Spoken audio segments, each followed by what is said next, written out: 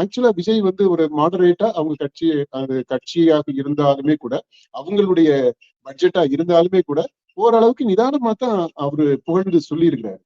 இவங்க கூட போய் இந்த வார் புடிச்சுக்கிட்டு போய் பின்னாடி நிக்கிறவங்க, இவங்க பேசுற பேச்சுகளை பாருங்களேன். வளமான தமிழகம் நோக்கி வெற்றி பயணம் கண்டிப்பா தொடரணும். ஆனா அந்த வெற்றி பயணம் முதல்ல தொடங்கணும் இல்லையா? தொடங்கின பிறகுதான் தொடர முடியும். இப்ப அது தொடங்கிருச்சா அப்படின்ற அந்த கேள்வி இருக்கு. நிச்சயமா அது ஒரு ஜெனுவினான கேள்வி. இந்த பட்ஜெட்டை ஒரு பொறுப்புள்ள எதிர்க்கட்சியாக இவங்க இருந்து விமர்சிக்கிறாங்க. அப்ப அந்த விமர்சனத்துல போய்கிட்டு எதுக்கு அவங்களுடைய பாணியில நீங்க சொல்றீங்க? மக்களுக்கு நீங்க பேசுறீங்க. அது உங்க பாணியிலேயே நீங்க சொல்லுங்க. எதுக்கு இன்னொருத்தரை போய் நீங்க எய்ட் பண்ணணும்? அதை ஏன் இமிட்டேட் பண்ணணும்? சரி, அவங்க முன்னெடுத்த திட்டம் தான். அவங்க முன்னெடுத்த திட்டத்தை இப்போ இவர் வந்து தாவேக அரசு விஜய் வந்து செய்யறாரு. அது செய்யணும்ன்றாங்களா, செய்ய வேண்டாம்ன்றாங்களா? உதயநிதி சொல்றது, இவர் சொல்றது, இப்ப பழனிசாமி சொல்றது, இது எல்லாத்தையும் நீங்க பாருங்க. அவங்க எல்லாம் வயிறு எரியிறாங்க. என்னடா இவன் வந்து நமக்கு வர்ற பேரெல்லாம் நம்ம செயல்படுத்தின திட்டங்கள்லாம் இவன் செயல்படுத்துறானே, இவனுக்கு மக்கள்கிட்ட நல்ல பேர் வருதே அப்படின்னு வயிறு எறிகிறது மாதிரிதான் இருக்கு. ஒரு ஆண் அரசியல்வாதி பேசுறதுக்கும் ஒரு பெண் அரசியல் ஆளுமை பேசுறதுக்கும் வித்தியாசம் இருக்குப்பா. அதனாலதான் சொல்றேன், இந்த அரசியலை பெண்கள் கைப்பற்றணும். இதுதான் தமிழ்நாட்டுக்கு நம்பிக்கை தரக்கூடிய ஒரு விஷயம் அப்படி நான் பாக்குறேன். இந்த பட்ஜெட்டை தாண்டி இவங்க இந்த காமெண்ட்ஸ் சொல்லி இருக்கிறாங்க பாத்தீங்களா, அது ரொம்ப நம்பிக்கை தரக்கூடியதாக இருக்கு.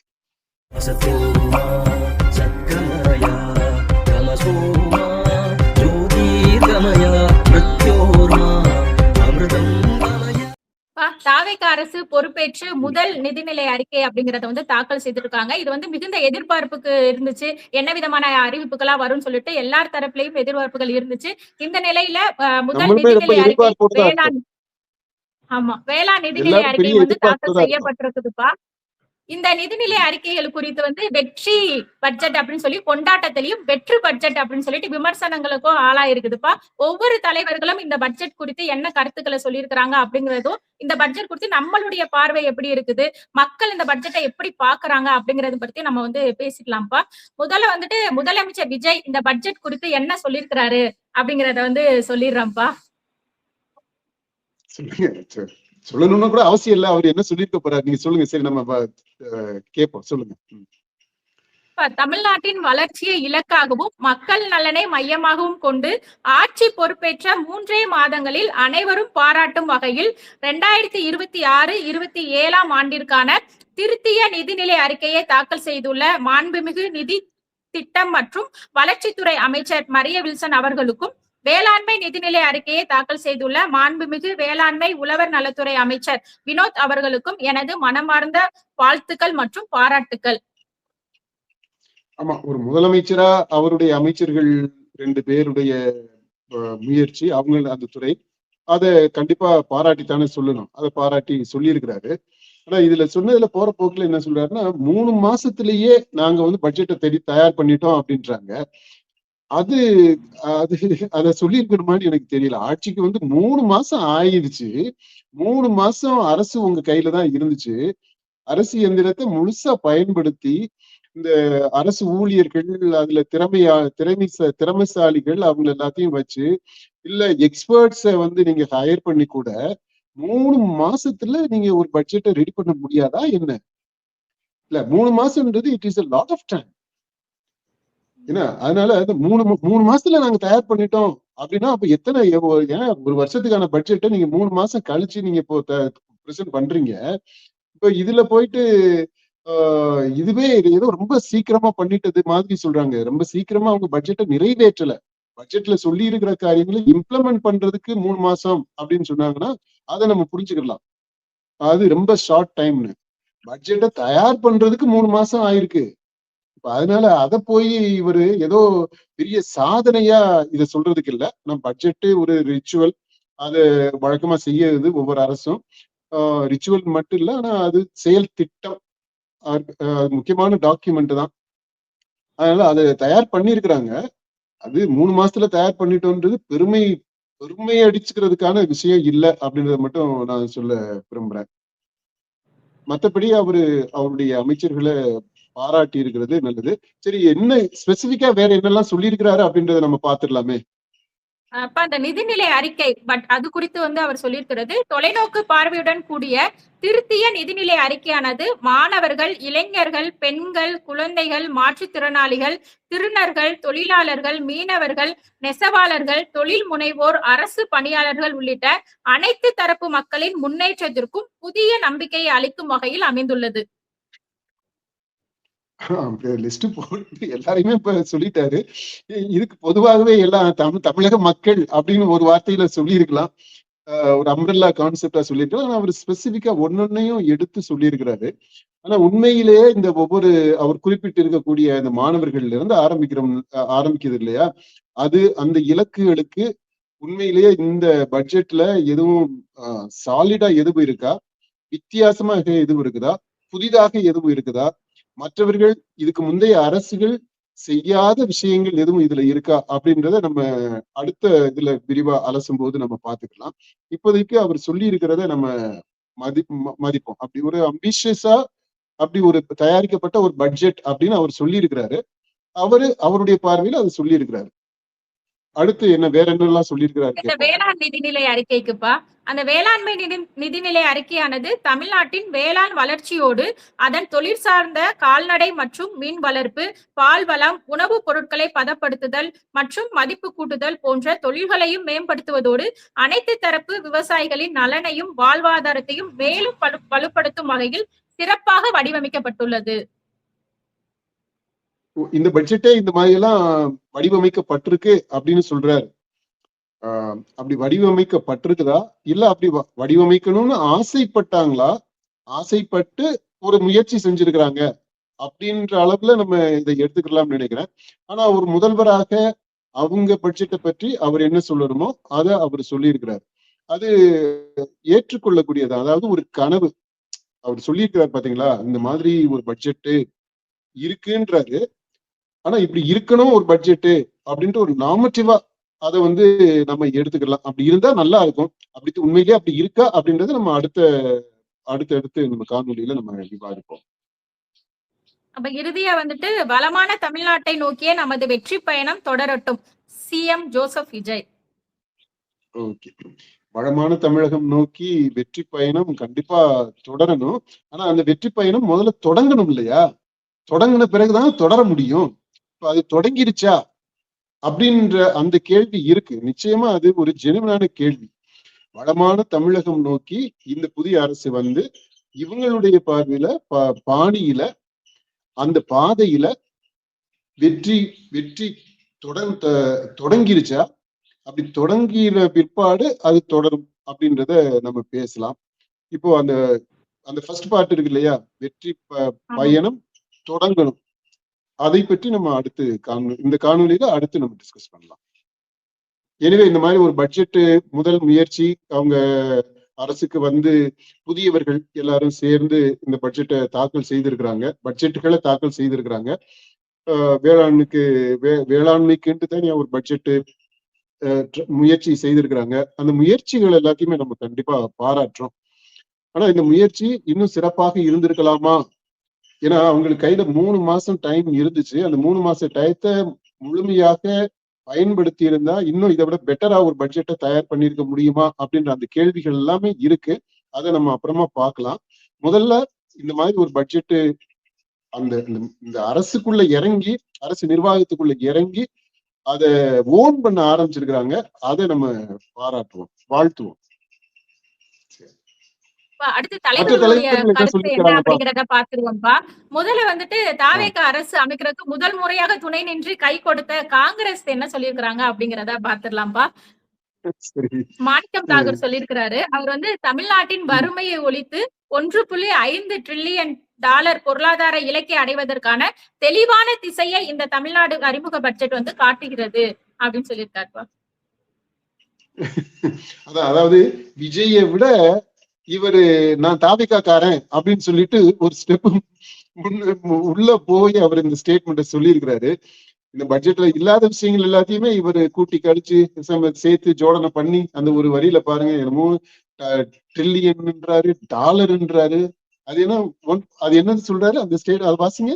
1.1.5 தமிழகத்தின் வறுமை ட்ரில்லியன். ஒழிப்பு 1.5 ட்ரில்லியன் டாலர் பொருளாதார இலக்கை அடைவதற்கான தெளிவான திசையை பாருங்க. இவர் எந்த நாட்டுக்காரரு? நம்ம நாட்டுல வந்து ரூபா தாங்க கரன்சி. ரூபாயில கூட சொல்ல முடியல. அப்படியே அமெரிக்காக்காரன் டாலரையும் இதையும் கடன் வாங்கி சொந்த புத்தி கூட இல்ல பாருங்களேன். அதை என்ன தமிழ்நாட்டுல பேசுறோம். தமிழ்நாட்டுல எங்க பட்ஜெட் இதை நீங்க பாத்தீங்கன்னா அந்த கவர்ல ரூன்னு தமிழ்ல தான் போட்டிருக்கிறாங்க. அந்த ருப்பிக்கான சிம்பிள் கூட போடல. பட் அதுவே ஒரு கான்ட்ரவர்சி ஓடிக்கிட்டு இருக்கு. இப்ப அந்த மாதிரி தமிழுக்கு முக்கியத்துவம் கொடுத்து தமிழ்நாட்டு மக்களுக்கான ஒரு பட்ஜெட்டை பத்தி பேசையில இவன் என்ன பெரிய இவங்க மாதிரி ஒரு இன்டர்நேஷனல் இதை பேசுறது மாதிரி தளத்தோட காங்கிரஸ் உடைய பிரச்சனையே அதுதாங்க. கிரவுண்ட் ரியாலிட்டி இருக்கு ஒண்ணு, இவங்க மிதக்கிற ரியாலிட்டி இன்னொன்னு. அவங்க எல்லாம் மிதந்துகிட்டு திரியறாங்க. இது பட்ஜெட்ல சொல்லாத ஒரு விஷயம். 1.5 ட்ரில்லியன் டாலருக்கு எக்கானமியா, இதெல்லாம் யார்? ஸ்டாலின் இதுக்கு முன்னாடியே பேசிக்கிட்டு இருந்த விஷயம். திமுக கவர்மெண்ட். அதனாலதான் அது அப்படியே வாரி சுருட்டி போறது மாதிரி ஆகி போயிடுச்சு. மக்கள் அனுப்பிவிட்டாங்க. விஜய் ஆக்சுவலா விஜய் வந்து ஒரு மாடரேட்டா அவங்க கட்சியாக இருந்தாலுமே கூட, அவங்களுடைய பட்ஜெட்டா இருந்தாலுமே கூட ஓரளவுக்கு நிதானமா தான் அவரு புகழ்ந்து சொல்லி இருக்கிறாரு. இவங்க கூட போய் இந்த வார் பிடிச்சிக்கிட்டு போய் பின்னாடி நிக்கிறவங்க இவங்க பேசுற பேச்சுகளை பாருங்களேன். அதாவது தாவேகா கட்சியினுடைய தலைவர் விஜய் இருக்கிறார் இல்லையா, அவர் வந்து எவ்வளவு தாவேகா உணர்வோட இருப்பாரு இல்ல. கட்சியினுடைய தலைவர், அவரை விட நான் அதிகமா தாவேகா உணர்வுள்ளவன் அப்படின்ட்டு இந்த மாதிரி. சரி, இது வந்து ஒரு அடிமையினுடைய உணர்வுப்பா இது. இந்த இதுல திரும்ப நம்ம ஒரு டிஸ்கிளைமர் உடனே சொல்லி நம்ம பேசும்போது சில சமயங்கள்ல நம்ம வார்த்தைகள் கொஞ்சம் வேகமாக அந்த ஃப்ளோல பேசும்போது மரியாதை குறைவா சொல்றது மாதிரி தெரியலாம். ஆனா நம்ம மரியாதை குறைவா அப்படி நம்ம மீன் பண்ணல அப்படின்றத தெளிவுபடுத்திடுறோம். அடுத்து வேற யாரு என்ன சொல்லிருக்காங்க இந்த அடிமைகள் அறிக்கை அவரோடது சொல்லிடுறோம்பா. அவங்க வந்து தாவேகா அரசின் நிதிநிலை அறிக்கை சில பிரிவுகளில் முன்னேற்றம் காண வழிவகுக்கும் எனினும் பெரும் பகுதி மக்களின் எதிர்பார்ப்புகளை கருத்தில் கொள்ளவில்லை அப்படின்னு அவங்க சொல்லியிருக்கிறாங்கப்பா. இந்த ஸ்டேட்மெண்ட் எப்படின்னா இதுவுமே திரும்ப ஒரு மாதிரி பூசி மெழுகி சொல்லியிருக்கிறாங்க. சிலது வந்து மக்களை முன்னேற்றும், சிலது வந்து மக்களை கணக்குல எடுத்துக்கிறல அப்படின்னா என்ன அர்த்தத்துல சொல்றாங்க? எது மக்களுடைய நலனை கணக்குல எடுத்துக்கிடுச்சு, எது மக்களுடைய நலனுக்கு எதிராக போகுது, எது மக்களுடைய நலனை கவனத்துல எடுத்துக்கிறல அப்படின்றது ஸ்பெசிபிக்கா எதுவுமே பேசல பாருங்களேன். மேலோட்டமா அப்படியே அறிக்கை கொடுத்திருக்கிறாங்க. ஒவ்வொரு எந்த இதெல்லாம் இருக்கு எதிர்பார்ப்பு அந்த பொதுவா வந்து அந்த தேர்தல் அறிக்கையில சொன்ன வாக்குறுதிகளை நிறைவேற்றல அப்படிங்கறத எல்லாருடைய இதுவாமே இருக்குது. அதான் இப்ப அந்த தேர்தலில் சொன்ன வாக்குறுதிகள் எல்லாத்தையும் அந்த வாக்குறுதிகள் கொடுக்கப்பட்ட சமயத்துல எவ்வளவு கடுமையாக இவங்க எல்லாம் விமர்சனம் பண்ணாங்க அப்படின்றதையும் நம்ம கவனத்துல எடுத்துக்கணும். இது இவருக்காக மட்டும் சொல்லல, பொதுவாகவே இந்த வாக்குறுதிகளை பத்தி சொல்றவங்க. ரெண்டாவது, இதுல சொல்லப்பட்ட வாக்குறுதிகள் எல்லாம் ஒரு பொறுப்புள்ள கூட்டணி கட்சியாகவோ அல்லது பொறுப்புள்ள எதிர்கட்சியாகவோ எதிரணியில் இருக்கக்கூடிய ஒரு கட்சியாகவோ அவங்க பார்த்து இதுல எதை எல்லாமே உண்மையிலேயே நிறைவேற்ற முடியும் அப்படின்றது அவங்களுக்கு தெரியும் இல்லையா? அத இவங்க செய்திருக்கிறாங்களா, இந்த பட்ஜெட்ல செஞ்சிருக்கிறாங்களா, செய்யலையா அப்படின்னு சொல்றதுதான் ஒரு மக்களை மையப்படுத்திய ஒரு நல்ல அரசியலுக்கு உதாரணமாக இருக்க முடியும், அதனுடைய செயல்பாடாக இருக்க முடியும். இத நீங்க அப்படி சொல்லிட்டா இதை செய்யல அப்படின்னு சொல்றதுன்றது வந்து போற போக்குல யார் வேணாலும் சொல்லலாம். அது சின்ன பசங்க கூட சொல்லலாம்ப்பா. அந்த மேனிஃபெஸ்டோ கையில இருந்துச்சுன்னா அதை பார்த்துக்கிட்டு ஓகே முதல்ல இந்த பாயிண்ட் சொல்லியிருக்கிற, அது இந்த பட்ஜெட்ல இல்ல, ரெண்டாவது இது சொல்லியிருக்க, இது இல்ல, இது மூணாவது இது இல்ல அப்படின்னு சொல்லிட்டு போறது அது ஒண்ணும் பெரிய அரசியல் கிடையாது. இப்ப இதேதான் இந்த தாவேகா அவங்க பிரச்சார டயத்துல திமுகவினுடைய அந்த புத்தகத்தை எடுத்துக்கிட்டு தான் 400 500 அவங்க இஷ்டத்துக்கு ஒரு லிஸ்ட போட்டு வச்சிருந்தாங்க இல்லையா வாக்குறுதின்ட்டு 2021 தேர்தல்ல. அப்படி போட்டு கொடுத்ததுனாலதானே அவங்க மாட்டிக்கிட்டு முழிச்சாங்க. அப்படி மினிமமா ஒரு 10-20 சொல்லி இருந்தாங்க அப்படின்னா ஈஸியா இருந்திருக்கும், நிறைவேற்றி இருப்பாங்க. இப்ப ஏறத்தாழ அதே மாதிரி தான் இவங்களும் ஒரு பிடி 22ல தான் தாவேகாவும் மாட்டி இருக்கு.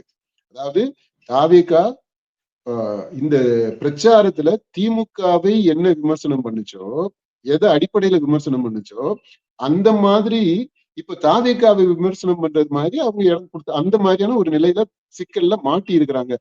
ஓகே, இது தாவேகாவுடைய பிரச்சனை. ஆனா பொறுப்புள்ள கட்சிகள், மக்களுக்கான கட்சிகளாக இருக்கக்கூடியது, அவங்க இப்படி லிட்டரலா இவங்க நீ சொன்ன இதை செய்யல, நீ சொன்ன இதை செய்யல அப்படின்னு சொல்றது பெரிய அரசியல் இல்ல. அதுக்கு அது வந்து வெற்று அரசியல். எப்படி இது வந்து வெற்றி பட்ஜெட்டா வெற்று பட்ஜெட்டா அப்படின்னு கேக்குறது மாதிரி, இது வந்து மக்கள் வெற்றிக்கான அரசியலை பண்றாங்களா, இல்ல வெற்று அரசியலை பண்றாங்களா, அல்லது சுயநலமா அவங்களுக்கான ஒரு அரசியலை பண்றாங்களா அப்படின்ற அந்த கேள்வியை நம்ம எழுப்பணும்ப்பா. இதனால நான் கேள்வி கேட்கிறேன் அப்படின்றதுனா தாவேகாவுக்கு சப்போர்ட்டா கிடையாது. நம்ம அதை பத்தி இந்த பட்ஜெட்டை பத்தி டீட்டெயிலா நம்ம பேசத்தான் போறோம். ஆனா இனிஷியலா நான் இந்த பாயிண்ட்டை நான் சொல்ல விரும்புறேன். வெறுமனே அவங்க சொன்ன அந்த மேனிபெஸ்டோல சொன்ன வாக்குறுதிகளை மட்டுமே வச்சுக்கிட்டு இந்த பட்ஜெட்டை எடை போடலாமா அப்படின்ற அந்த ஒரு கேள்வி இருக்கு. சரி, அடுத்து இந்த மார்க்சிஸ்ட் மாநில செயலாளர் சண்முகம் அவர் சொல்லியிருக்கிறதும் அதே மாதிரிதான்ப்பா. மக்கள் நல அம்சங்கள் குறித்த அறிவிப்புகள் வரவேற்கத்தக்கது. ஆனால் இந்த நவீன தாராளமய பாதையை ஒட்டிய திட்டங்கள் ஏற்கத்தக்கதல்ல. மகளிர் உதவித்தொகை, முதியோர் உதவித்தொகை போன்ற மக்கள் எதிர்பார்த்த தேர்தல் வாக்குறுதிகள் பட்ஜெட்டில் இடம்பெற்றிருக்க வேண்டும். இந்த நவீன தாராளமயமாக்குதல் பற்றிய இதுன்ட்டு அவர் சொல்றாரு. அது வழக்கமா இந்த கம்யூனிஸ்டுகள் பயன்படுத்தக்கூடிய அந்த ஒரு சொல்லாடல் வரக்கூடியது. அதெல்லாம் என்ன அப்படின்றத விரிவா நம்ம அப்புறம் பேசலாம். அடுத்து வேற யார் என்ன சொல்லியிருக்கிறாங்க, முதல்ல இந்த சுவாரஸ்யமா அவங்க சொல்லியிருக்கிறது எல்லாத்தையும் முதல்ல பேசிடுவோமே. சரிப்பா. இந்த வைகோ புகழாரம் கூட்டியிருக்கிறாரு, அதை வந்து படிச்சிடலாம்ப்பா. சொல்லுங்க. நிதி ஒதுக்கீட்டில் மத்திய அரசின் பாரபட்சமான அணுகுமுறை தொடரும் நிலையிலும் விஜய் தலைமையிலான அரசு மக்கள் நல திட்டங்களை முன்னெடுத்து சென்று வெற்றி தமிழகம் என்ற இலக்கை அடைவதை உறுதி செய்து இருக்கிறது என்று பாராட்டியிருக்கிறார் வைகோ. அப்புறம் அந்த கடன் பத்தியும் கூட அவர் சொல்லியிருக்கிறாருல்ல, கடன் சுமை இருந்து கூட இந்த அரசு வந்து நல்ல மக்களுக்கான திட்டங்களை சொல்லி இருக்குது அப்படின்ட்டு மத்திய அரசு சொல்றாரு. இதுக்கு முந்தைய திமுக அரசு அந்த ஆட்சி அது ரெண்டையுமே அவரு குறை சொல்றாரு. அப்படி தடைகள் இருந்தும் கூட இந்த பட்ஜெட்டை நல்ல பட்ஜெட்டா சூப்பரான பட்ஜெட்டா போட்டிருக்கிறாரு விஜய் அப்படின்னு அவரு வைகோ சொல்றாரு. வைகோட்ட இருந்து நீங்க வேற எதை எதிர்பார்த்திருக்க முடியும் சொல்லுங்க.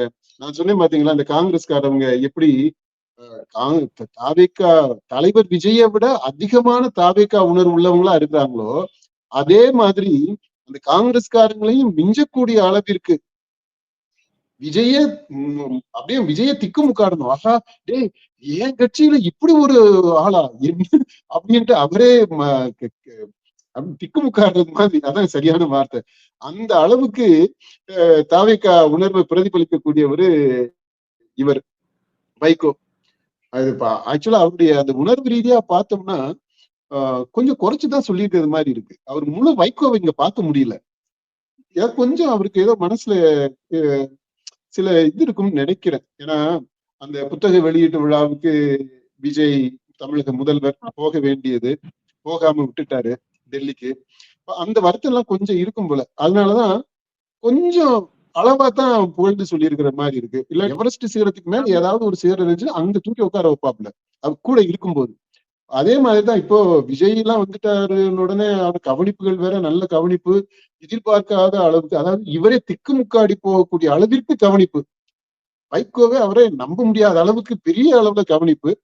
அந்த மாதிரி இருக்கும்போது இப்படி இந்த இவ்வளவுதான் சொல்லியிருக்கிறாரு அப்படின்னா கொஞ்சம் ஏமாற்றம் அளிக்கக்கூடியதாகத்தான் இருக்கு. ஆனா அந்த காரணம் என்னன்னா, இதுக்கு முன்னாடி இப்ப இம்மீடியட்டா நடந்த அந்த ஒரு அவருக்கு கிடைச்ச ஒரு சின்ன ஏமாற்றம்ல மிகப்பெரிய ஏமாற்றமா தான் இருக்கும். ஏன்னா தமிழக முதல்வர் விஜய் அவரு போகாம இருந்தது, புத்தகத்தை வெளியிடாம இருந்தது அவருக்கு ஒரு பெரிய குறையாகத்தான் இருக்கும். இருந்தாலும் அதை தாண்டி இவர் வந்து இப்போ இப்படி புகழ்ந்து சொல்லி இருக்கிறாரு. அதை நம்ம புரிஞ்சுக்கிறோம். அது வைகோவனுடைய இயல்பு. அடுத்து திருமாவளவன் அவர் வந்து தமிழக அரசு தாக்கல் செய்த இந்த திருமாவளவன் மட்டும் முடிச்சிருவோம்ப்பா பாராட்டுறதுல. தமிழக அரசு தாக்கல் செய்த இந்த பட்ஜெட் நம்பிக்கை அளிப்பதாக திருமாவளவன் வந்து தெரிவிச்சிருக்கிறாரு. அதுவும் சில திட்டங்கள் அந்த குறிப்பா வந்து சமூக நல நீதிக்கு எல்லாம் வந்துட்டு கூடுதல் நிதி ஒதுக்கி இருக்கிறது, அதெல்லாமே வந்து வரவேற்கத்தக்கது அப்படிங்கறத அவர் சொல்லியிருக்கிறாருப்பா. ஆமா, அதுல இப்போ பட்டியலினத்தை பட்டியலினத்தை சேர்ந்த மக்களுடைய நலனை முன்னிறுத்தி இந்த 2 பட்ஜெட்லையும், அதாவது வேளாண் பட்ஜெட்லையும் பொது பட்ஜெட்லையும் பாத்தீங்கன்னா சில திட்டங்கள்லாம் சொல்லி இருக்கிறாங்க. இப்ப அது எல்லாமே அவருக்கு மகிழ்ச்சியை தரக்கூடியதாக இருக்கும் அப்படின்னு நினைக்கிறேன். ஆனா திரும்ப அதையும் தாண்டி நிற்கக்கூடிய ஒரு தலைவராக தான் நான் பாக்குறேன். அதனால பொதுவா ஒட்டுமொத்தமா இந்த 2 பட்ஜெட்டையும் எடுத்துக்கிட்டு அதுல அவரை பொறுத்த மட்டும் பாசிட்டிவான அம்சங்கள் அதிகமாக இருக்கு அல்லது முழுசுமே நிறைஞ்சிருக்கு அப்படின்றது மாதிரி ஒரு துணியில பேசி இருக்கிறாரு. இது நடுநிலையான திருமா இல்ல. அதாவது நடுநிலை திருமா சொல்ல விரும்புற விஷயத்த முழுசா அவரு சொல்லல. இப்ப அவர் எக்ஸ்பிரஸ் பண்ணி இருக்கிறது திருமாவனுடைய முழுமையான உண்மையான ஒப்பீனியன் இல்லை அப்படின்னு நான் நினைக்கிறேன். அவர் சொல்லணும், அவரு பேசுறதுக்கான ஒரு சுதந்திரமான ஒரு வெளி இருந்ததுன்னா, ஒரு ஸ்பேஸ் இருந்துச்சுன்னா கண்டிப்பா அவரு இதை தாண்டி பேசியிருப்பார். ஏன்னா இந்த பட்ஜெட்ல திருமாவளவன் விமர்சிக்கிறதுக்கு அல்லது திருமாவளவன் மாதிரியான ஒருவர் விமர்சிக்கிறதுக்கு அல்லது திருமாவளவனை போன்ற பின்னணி உடைய ஒருவர் இந்த பட்ஜெட்ல விமர்சிக்கிறதுக்கு நிறைய விஷயங்கள் இருக்கு. அது எதையுமே அவர் டச் பண்ணல, டச் பண்ண விரும்பல, அல்லது டச் பண்றதுக்கான துணிச்சல் இப்போ அவருக்கு இல்லை. he doesn't want to risk அப்படின்றதுதான் தெரியுது இந்த அவருடைய காமெண்ட் பொறுத்த மட்டும். திமுக தலைவர் ஸ்டாலின் அவர் என்ன சொல்லியிருக்கிறாருங்கிறத பாத்துடலாம்ப்பா. அவங்க பாணியிலேயே சொல்லணும் அப்படின்னா பிளாஸ்டாக இருக்கும் அப்படின்னு சொல்லி எதிர்பார்த்த மக்களுக்கு வேஸ்ட்ன்னு சொல்லும்படிதான் இந்த பட்ஜெட் இருக்குது அப்படிங்கறத அவர் சொல்லியிருக்கிறாருப்பா. அது மட்டும் இல்லாம இது டிராவிடியன் மாடல் அரசின் திட்டங்களை ரீமேக் செய்தது அப்படிங்கறதையும் அவர் சொல்லியிருக்கிறாருப்பா. அப்போ திராவிட மாடல் 3.0வா? ஏன்னா இப்ப அவங்க ஆட்சிக்கு வந்தா திராவிட மாடல் 2.1 தானே சொல்லிட்டு இருந்தாங்க. 2.0 இப்ப அவங்க வரல, ஆனா அதே திராவிட மாடல் ஆட்சி தான் கண்டினியூ ஆகுது. அதுதான் இவங்க பண்றாங்க அப்படின்னா இப்போ விஜய் தலைமையில நடக்கக்கூடியது திராவிட மாடல் ஆட்சி. அப்போ இதை 3.0 சொல்லிடலாமா? திராவிட மாடல் 3.0 அப்படிதான் சொல்ல வர்றாரு அவரு, இல்லையா? இப்பவும் பாருங்களேன், அது எனக்கு இன்ட்ரெஸ்டிங்கா பட்ட விஷயம் என்னன்னா, அவங்களுடைய பாணியில சொல்றதுன்ட்டா அந்த லாஸ்ட் வேஸ்ட் அப்படின்றாங்கல்ல, அவங்க அந்த ஜென்சி லாங்குவேஜ கத்துக்கிறதுக்கு ட்ரை பண்ணிக்கிட்டு இருக்கிறாங்க. அது தேவையே இல்லைன்னு நினைக்கிறேன். எதுக்கு அவங்க லாங்குவேஜ்ல இவர் பேசணும்? இப்ப யாருக்கு இதை சொல்றாரு? மக்களுக்கு தானே சொல்றாரு, தாவிக்காரவங்களுக்கா சொல்றாரு, நடிகர் விஜயனுடைய ரசிகர்களுக்கு அவர் பேசுறாரு. பட்ஜெட் முன் வச்சிருக்கிறது யாரு அப்படின்னா அது தாவிகா கட்சி கிடையாது, தமிழ்நாடு அரசு. தமிழக அரசு தாவிகா தலைமையில இயங்கக்கூடிய கூட்டணி அமைச்சரவை, அதுவும் கூட. அப்போ இந்த அரசினுடைய பட்ஜெட், இந்த பட்ஜெட்டை ஒரு பொறுப்புள்ள எதிர்கட்சியாக இவங்க இருந்து விமர்சிக்கிறாங்க. அப்ப அந்த விமர்சனத்துல போய்கிட்டு எதுக்கு அவங்களுடைய பாணியில நீங்க சொல்றீங்க? மக்களுக்கு நீங்க பேசுறீங்க, அது உங்க பாணியிலேயே நீங்க சொல்லுங்க. எதுக்கு இன்னொருத்தரை போய் நீங்க எயிட் பண்ணணும்? அதை ஏன் இமிட்டேட் பண்ணணும்? இந்த இமிட்டேட் பண்றதுதான் நீங்க பாருங்களேன், இந்த போன தேர்தலில் இருந்து ஆரம்பிக்கும் போதெல்லாம் போன தேர்தல் அந்த பிரச்சார டைம், அந்த ஒன்றரை வருஷம் தேர்தலுக்கு முன்னாடி அந்த 1.5 வருஷத்தையும் நீங்க அனலைஸ் பண்ணி பாருங்க. இந்த திமுக கொஞ்சமா மாறி அந்த தேர்தலை ஒட்டி அந்த 26 ஜனவரி பிப்ரவரி எல்லாம் பாத்தீங்கன்னா முழுக்க தாவேகா வெர்ஷன் 2 அப்படின்ற அளவுக்கு வந்துருச்சு. அந்த கேம்பெயின், டிஎம்கே கேம்பெயின் தாவிகா கேம்பெயின் 2.0 அப்படின்றது மாதிரி தான் மாறி போயிடுச்சு. இந்த துண்டை சுத்துறது இருக்கட்டும், அவங்க இந்த ரோட் ஷோ போறது இருக்கட்டும், எல்லாமே. ஆனா எதுவுமே இவங்களுக்கு செட் ஆகல. அது தெரிஞ்சுக்கிட்டு ஏன் இவங்க இந்த ஒரிஜினாலிட்டியை காம்ப்ரமைஸ் பண்ணிட்டு போனாங்க அப்படின்ட்டு தெரியல. இப்பவுமே அதை கண்டினியூ பண்றாங்க. அவங்க எழுதுறதுலயும் சரி, அவங்களுடைய அந்த அறிக்கைகள்லயும் சரி, அப்புறம் இப்ப இந்த மாதிரி பேசும்போதும் சரி, அந்த ஜென்சின்றது ஏன் அவங்கள அவ்வளவு தூரம் பாதிக்கணும் அப்படின்றது தெரியல. ஏன்னா இந்த மாதிரி பேசுறது மட்டும் ஜென்சி கிடையாது, இதை விட சூப்பரா அழகா பேசக்கூடியவங்களும் ஜென்சில இருக்கிறாங்க. இது ஜென்சில ஒரு 10% தான் இருப்பாங்கப்பா இந்த மாதிரி மொழி பேசுறவங்க. அந்த அல்லு சில்லு அந்த மாதிரி இருக்கு பாத்தீங்களா, அப்படி பேசக்கூடிய ஆட்கள் ஒரு 10% தான் இருப்பாங்க. அதாவது நடிகர் விஜயனுடைய ரசிகர்கள்லயே எல்லாரும் அந்த மாதிரி பேசக்கூடியவங்க கிடையாது. தாவேகாவுடைய அந்த ஜென்சி அந்த கேடர்ஸ் இருக்கிறாங்க இல்லையா, கட்சி உறுப்பினர்கள், ஜென்சி உறுப்பினர்கள் இருக்காங்க இல்லையா, அவங்களையே எல்லாரும் இந்த மாதிரி லாங்குவேஜ் பேசுறவங்க கிடையாது. இதை ஏன் இப்போ புரிஞ்சுக்கல இவங்க திமுக? திரும்ப போய் அந்த அவங்களுக்குள்ள போய்கிட்டு ஒரு மாதிரி இவங்களுடைய ஐடென்டிட்டியை ஏன் காம்ப்ரமைஸ் பண்ணிக்கிட்டு வர்றாங்க அப்படின்றது தெரியல. அத ஐ திங்க் அவங்க இந்த அவேர்னஸுக்கு கொண்டு வந்து அதுக்கு ஏதாவது ஒரு இந்த பிரச்சனையை அவங்க டீல் பண்ணணும் அப்படின்னு நான் நினைக்கிறேன். சரி, இது பட்ஜெட்டுக்கு சம்மந்தம் இல்லை, ஆனா இது அதோட தொடர்புடையதாக இருந்ததுனால இந்த பாயிண்ட் நான் சொல்லிட்டேன். நீங்க அடுத்த பாயிண்ட்டுக்கு போயிடலாம். எதிர்கட்சி தலைவர் உதயநிதி ஸ்டாலின் வந்து இந்த பட்ஜெட்டுக்கு 0 மதிப்பெண் கொடுத்திருக்காருப்பா, 0 கொடுத்திருக்கிறாரு. இந்த தாவேக வாக்குறுதிகளை வந்து எப்போது நிறைவேற்றுவார்கள் அப்படிங்கிற தகவல் எல்லாம் வந்து கிடையாது.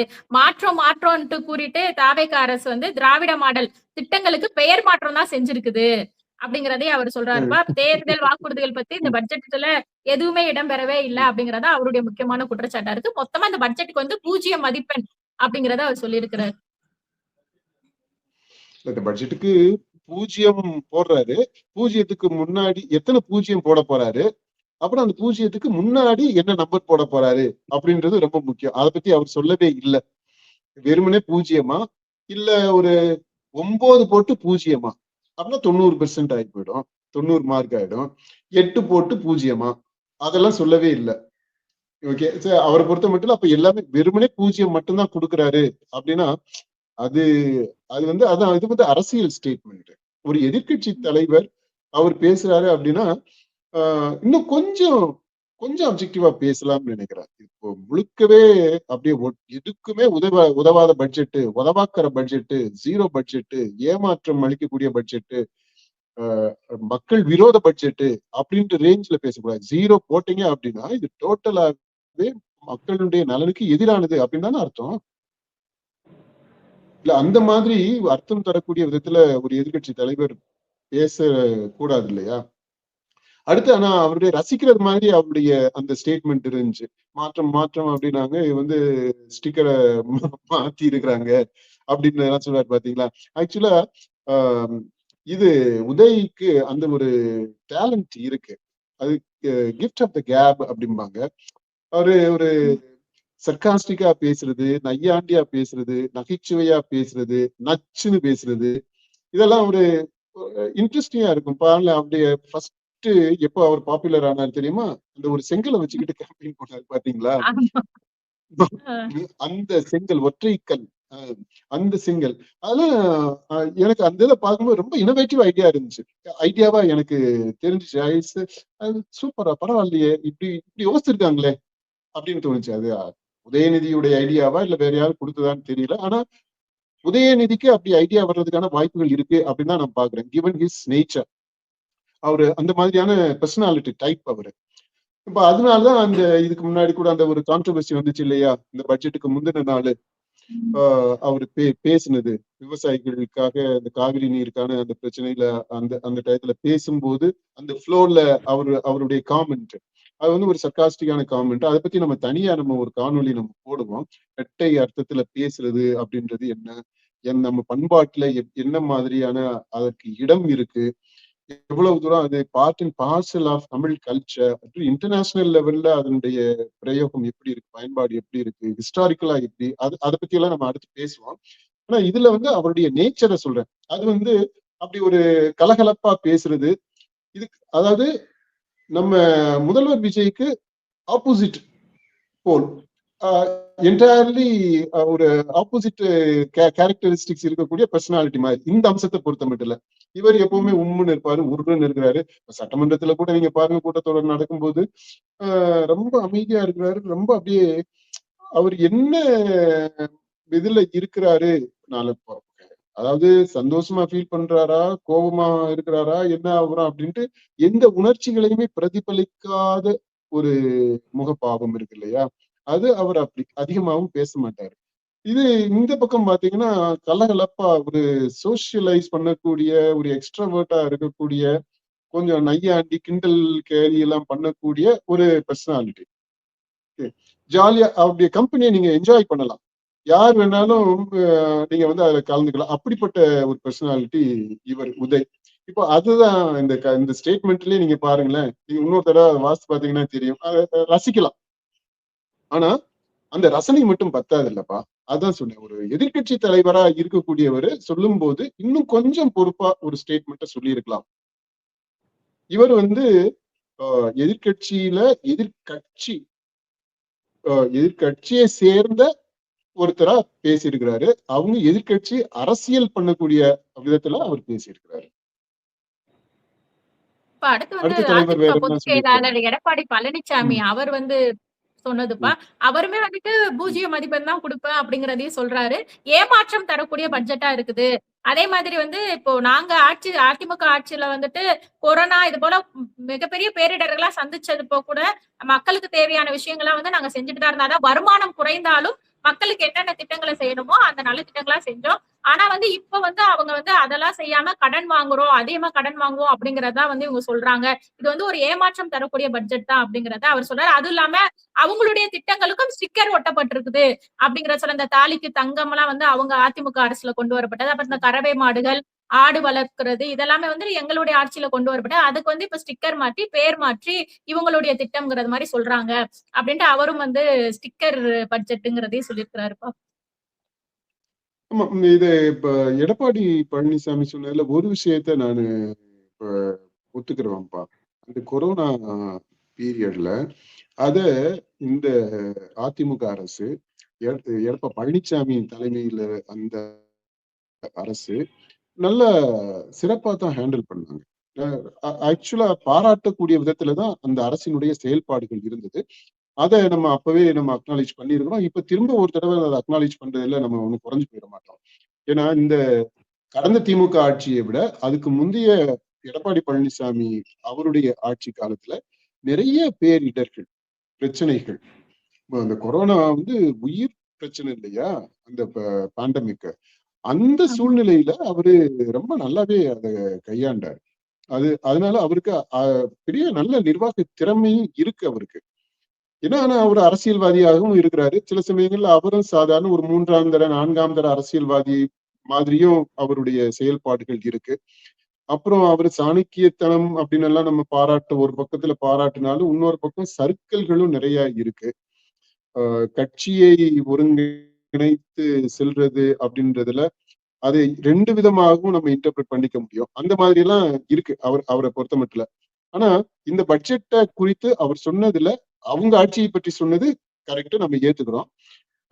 ஆனா இந்த பட்ஜெட்டை பற்றி சொல்றாரு பாத்தீங்களா, இந்த பட்ஜெட்ல இந்த மாதிரி பிரச்சனை இருக்குது அப்படின்ட்டு, அது முழுமையானதாக இல்ல, ஒருதலை பட்சமான விமர்சனமாக இருக்கு. அப்புறம் ஸ்டிக்கர் ஒட்டிட்டாங்க, பேரை மாத்திட்டாங்க அப்படின்றது, அத வந்து இவங்க என்ன சொல்ல வர்றாங்க? அது திமுகவும் சரி, ஸ்டாலின் சொன்னதும் சரி, இவர் எடப்பாடி சொல்றதும் சரி, என்ன சொல்ல வர்றாங்கப்பா? அவங்களுடைய திட்டம் சரி, அவங்க முன்னெடுத்த திட்டம் தான். அவங்க முன்னெடுத்த திட்டத்தை இப்போ இவர் வந்து தாவேகா அரசு விஜய் வந்து செய்யறாரு. அது செய்யணும்ன்றாங்களா, செய்ய வேண்டாம்ன்றாங்களா? இல்ல அந்த எடப்பாடி திட்டங்கள் பழனிசாமி மட்டும்தான் என்ன இந்த தங்கத்தை அறிவிக்கப்பட்டிருக்குது. புதிதாக எந்த திட்டங்களும் இல்லை அப்படிங்கிறதான் இவங்க சொல்றாங்க. அதான் ஏற்கனவே நம்ம சொன்ன மாதிரி அவ்வளவு திட்டங்கள் அறிவிச்சாங்களா, அது தொடர்பா எந்த ஒரு புதிய திட்டத்துக்குமே அறிவிப்பு வரல அப்படிங்கறதா இவங்களுடைய குற்றச்சாட்டா இருக்குது. அதே திட்டத்தை நீங்க பாலிஷ் பண்ணி சொல்றீங்க. சரிப்பா, அதான் பாலிஷ் பண்ணி சொல்றாங்க. இப்ப இவங்க இதுதானே அவங்க செஞ்சாங்க, இவ்வளவுதானே அவங்களால செய்ய முடிஞ்சுச்சு. இப்போ அவங்க செய்த திட்டத்துல எதை இவர் விட்டுட்டாரு? அவங்க செய்த இப்ப திமுகவை எடுத்துக்கோங்கப்பா. இந்த திமுக செய்த திட்டங்கள்ல எந்த திட்டத்தை இந்த தாவேகா அரசு செய்யாம விட்டுருச்சு? இந்த பட்ஜெட்ல எடுத்துக்கிறோம். இந்த பட்ஜெட்ல எதை விட்டுட்டாங்க? முக்கியமான திட்டம்னு எல்லா எதை சொல்லுவீங்க? திட்டங்களும் இருக்குது. அதுக்கு முன்னாடி இருக்கக்கூடிய அதிமுக அரசு அவங்க இனிஷியேட் பண்ண திட்டங்கள், முக்கியமான திட்டங்கள், மக்களுக்கு பெரும்பாலான மக்களுக்கு பயனளிக்கக்கூடிய திட்டங்கள், அதுல எதை இந்த பட்ஜெட்ல விட்டுட்டாங்க? எதுவும் இல்ல. இப்போ இல்ல. அப்ப அதாவது நீங்க திமுக ஆட்சியில இருக்கும்போது நீங்க என்ன செய்தீங்களோ அதை இவங்க செய்யறாங்க. பிளஸ் அதிமுக ஆட்சியில இருக்கும்போது என்ன செய்தாங்களோ அதையும் இந்த தாவேகா அரசு இப்போ இந்த பட்ஜெட்ல கொண்டு வந்திருக்கிறாங்க. அதாவது டிஎம்கே பிளஸ் ஏடிஎம்கே ரெண்டும் சேர்ந்து இப்ப தாவிகாவுக்கு வந்திருக்கு. இது பெருசு இல்லையாப்பா? இது புதுசு இல்லையா? இது மாற்றம் இல்லையா? நான் முடிச்சுக்கிறேன். டிவிகே இல்ல கொடுங்க, நான் முடிச்சுக்கிறேன். தாவேகா இப்போ இருக்கக்கூடிய 2026-27க்கான அந்த பட்ஜெட் எடுத்துக்கிட்டீங்கன்னா DMK plus AIADMK. So TVK is equal to ADMK plus DMK அப்படின்றது. இது எவ்வளவு பெரிய விஷயம்? நல்லதானப்பா, பெருசுதானப்பா இது. அது எப்படிப்பா பெரிய விஷயமா இருக்கும்? ஏற்கனவே இருக்கக்கூடிய திட்டங்களை தொடர்றது ஒரு அரசனுடைய கடமை. சில திட்டங்களை வந்து ரத்து செய்வாங்க, ஆனா இவங்க வந்து தொடர்றாங்க, அது நல்ல விஷயம் தான். ஆனாலுமே புதுசா உங்களுடைய அரசு என்ன செய்யுதுங்கிறது ஒரு கேள்விதானப்பா. நீங்க ஒரு அறிவிப்புகள் கொடுக்கணும், நீங்க என்ன செய்றீங்க, உங்களுடைய திட்டம் என்னங்கிறது மக்களுடைய எதிர்பார்ப்பா இருக்குல்ல. அதுதான் இவங்களுடைய திட்டம். அவங்க வந்து இது பாருங்களேன், தாலிக்கு தங்கம் அதிமுக ஆரம்பிச்சாங்களா? அவங்க கொடுத்தாங்களா? திமுக பண்ணாங்களா? அத திமுக பண்ணாங்களா? புதுமை பெண் திட்டம் கொண்டு வந்தாங்களாப்பா? அதுக்கு வந்து மாணவர் கல்வியை மேம்படுத்துறதுக்காக அந்த திட்டம் அத வந்து அதுக்காக பயன்படுத்தினாங்க. ஒரு நொண்டிசாக்கு அப்படி சொல்லிக்கிட்டாங்க. சரி விடுங்க, இருங்க. தாலிக்கு தங்கம் கொடுத்தாங்களா? திமுக ஆட்சியில கொடுக்கல இல்லையா? அப்போ திமுக ஆட்சி செய்யாத ஒரு விஷயத்த இப்போ தாவிகா செய்யுது. அப்புறம் அதிமுக எத்தனை கிராம் கொடுத்தாங்க தாலிக்கு தங்கம்? 4 கிராம். அப்போ இருந்த தங்கத்தினுடைய விலை என்ன? அப்பவே 4 கிராம் தான் கொடுத்தாங்க. இன்னைக்கு தங்கத்தினுடைய விலை என்ன? இவங்க எத்தனை கிராம் கொடுக்குறாங்க? இப்போ தாவிகா கொடுக்குறேன்னு சொல்லுது 8 கிராம் கொடுக்குறாங்க. டபுள். அப்படியே அது வந்து 200% ஆகுது. 200% ஏடிஎம்கே கொடுத்தது. அதுக்கு 200% அதிகமாக இப்போ தாவிகா கொடுக்குது. இப்ப இதெல்லாமே நீங்க எந்த கணக்குல கொண்டு போய் சேர்ப்பீங்க? வேறுபாடு அப்படின்னா, மாற்றம் அப்படின்னா நீங்க என்ன மாற்றம்னு நீங்க சொல்றீங்க? இது எல்லாமே மாற்றம் தானப்பா. இப்ப திமுக ஏன் அது தாலிக்கு தங்கம் திட்டத்தை கொண்டு போகல? அவங்க ஏன் நிறைவேற்றல? ஏன் டிராப் பண்ணிட்டு வேற ஒண்ணு இது பண்ணாங்க? பெண்கள் வந்து படிப்புல முன்னேறணும் அப்படிங்கிறதுக்காக அத வந்துட்டு அந்த சரி கல்விக்கு முக்கியம் இல்ல, கல்விக்கு முக்கியத்துவம் கொடுக்கறவங்க ஏன் இதுக்கு தாலிக்கு தங்கம் கொடுக்கறதுல முக்கியத்துவம் இல்லையா என்ன? அதையும் சேர்த்து செஞ்சிருக்கலாமுங்க. அப்போ இவங்க வந்து புதுசா திமுக பண்ணாங்க, வித்தியாசமா பண்ணாங்க, நம்ம ஒத்துக்கலாம். அவங்களுமே அப்படி பண்ணலையே. இப்ப இவங்கள்ட்ட மட்டும் நீங்க எப்படி அதை எதிர்பார்க்கிறீங்க? இது ஒண்ணு. நான் அதை நியாயப்படுத்த ஜஸ்டிஃபை பண்ணல. நான் அது வந்து இந்த கேள்வி ஏன் கேட்கிறேன் அப்படின்னா, புரிஞ்சுக்கணுன்றதுக்காக தான் நான் கேட்கிறேன். நம்ம விமர்சனம் வந்து கண்மூடித்தனமான விமர்சனமாக இருக்கக்கூடாது. இப்போ தாவேகா திமுக செய்ததை தொடர்ந்து செய்தது சரியா தப்பா? திமுகவுக்கு அதனால என்ன பொறாமை வருது? ஏன் கோபம் வருது? திமுக ஆட்சியை தொடரட்டுமே. நீங்க சொல்றபடியே அதான் நம்ம சொன்னோம் இல்லையா, திராவிட மாடல் 3.0வா இருந்துட்டு போட்டோம். இது ஏடிஎம்கே அவங்க திட்டம் தான். ஆக்சுவலா நிறைய திட்டம் வந்து ஜெயலலிதா தொடங்கின திட்டங்கள். அந்த சைக்கிள் கொடுக்கறது, தங்கம் கொடுக்கறது, அது இது எல்லாம் நிறைய திட்டங்கள், லேப்டாப்பு, இதெல்லாம் பாத்தீங்கன்னா ஜெயலலிதாவுடைய திட்டங்கள். அதனால இவர் பழனிசாமி சொல்றது ஏற்றுக்கொள்ளக்கூடியதுதான். அதிமுகவுடைய திட்டங்கள் தான். இப்ப அம்மா ஆட்சி தொடர்றது பழனிசாமிக்கு விருப்பம் இல்லையா? அம்மா ஆட்சியை திரும்ப கொண்டு வரணும் தானே எடப்பாடி பழனிசாமி பிரச்சாரம் பண்ணாருங்க. இப்போ நீ பண்ண வேண்டாம்யா, விஜய் பண்ணட்டும், இல்ல வேற ஒரு ஆள் பண்ணட்டும்ட்டு மக்கள் விரும்புறாங்க. அவங்க வந்து அம்மா ஆட்சியை திருப்பி கொடுக்குறாங்க, கலைஞர் ஆட்சியை திருப்பி கொடுக்குறாங்க, ஸ்டாலின் ஆட்சியை திருப்பி கொடுக்குறாங்க. அப்படின்னா ஏங்க ஸ்டாலின் ஆட்சி திரும்ப வர்றதுக்கு ஸ்டாலின் வருத்தப்படணும்? அம்மா ஆட்சி வர்றதுக்கு இல்ல எடப்பாடி பழனிசாமி ஆட்சி, எடப்பாடி முதலமைச்சரா இல்லையே. சரி அப்போ நீங்க முதலமைச்சர் ஆகணும் அப்படின்றதான் முக்கியமே தவிர, உங்கள் கட்சி கொள்கைகள், உங்கள் கட்சியினுடைய செயல் திட்டங்கள் நிறைவேற்றப்படணும், மக்களுக்கு பலன் போய் சேரணும் அப்படின்றது உங்களுக்கு முக்கியம் இல்ல. அப்படித்தானே? அதான அர்த்தம்? இல்லைங்க, நீங்க மக்கள் உண்மையிலேயே மக்கள் நலன் மீது அக்கறை உள்ளவங்களா இருக்கிறீங்க, மக்களுக்கான ஆட்சி நடத்தணும் அப்படின்னு நீங்க நினைக்கிறீங்கன்னா, நான் முதலமைச்சரா இருந்தா தான் அப்படின்னு நீங்க ஏன் சொல்றீங்க? யார் முதலமைச்சரா இருந்தாலும் இல்லாட்டினாலும் மக்களுக்கான திட்டங்கள் சிறப்பாக நடக்குது அப்படின்னா அதை நீங்க வரவேற்கணுமா, வரவேற்க கூடாதா? இல்ல அத வரவேற்கிறோம்ப்பா. அதுல எனக்கு இன்னும் செய்யணும்ங்கறது இல்ல, வரவேற்கலையே. அவங்க பேசுனதெல்லாம் நீங்க பாருங்க. அவங்க பேசுனதெல்லாம் கேளுங்க. நீங்க வாசித்து பாருங்க. திரும்ப ஒரு தடவை டைம் எடுத்து வாசிங்க. ஸ்டாலின் கேட்டேன். சொன்னது, உதயநிதி சொன்னது, இவர் சொல்றது, இப்ப பழனிசாமி சொல்றது, இது எல்லாத்தையும் நீங்க பாருங்க. அவங்க எல்லாம் வயிறு எரியுறாங்க. என்னடா இவன் வந்து நமக்கு வர்ற பேரெல்லாம் நம்ம செயல்படுத்தின திட்டங்கள்லாம் இவன் செயல்படுத்துறானே, இவனுக்கு மக்கள்கிட்ட நல்ல பேர் வருதே அப்படின்னு வயிறு எறிகிறது மாதிரிதான் இருக்கு. ஓகே, அது ஒரு பாயிண்ட்ப்பா. ரெண்டாவது அவங்க சொல்ற அந்த விமர்சனத்துக்கு வருவோம். இவங்க சொல்றாங்க, நீங்க சொன்னதை ஏன் செய்யல?